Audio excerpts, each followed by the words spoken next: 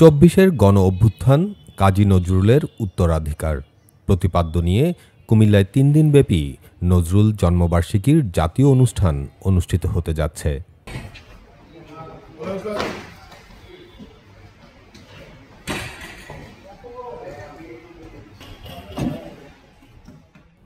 জাতীয় কবি কাজী নজরুল ইসলামের ১২৬তম জন্মবার্ষিকী উদযাপন উপলক্ষে আয়োজন করা হয়েছে নানান আলোচনা সভা ও সাংস্কৃতিক অনুষ্ঠান। ২৫ মে থেকে ২৭ মে ৩ দিনব্যাপী অনুষ্ঠানটির ভেন্যু জেলা শিল্পকলা একাডেমি। প্রতিদিন বিকাল ৩টা থেকে শুরু হবে অনুষ্ঠানমালা। জেলা প্রশাসনের সহযোগিতায় সংস্কৃতি বিষয়ক মন্ত্রণালয় এসব অনুষ্ঠান বাস্তবায়ন করছে।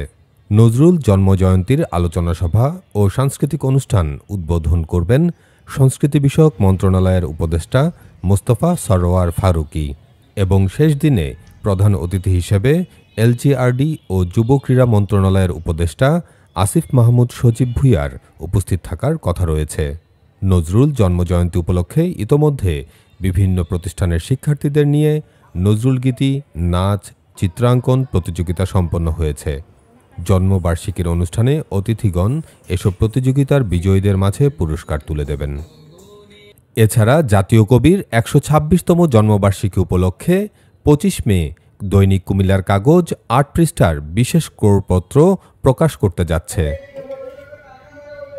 কুমিল্লার কাগজ, নিউজ ডেস্ক।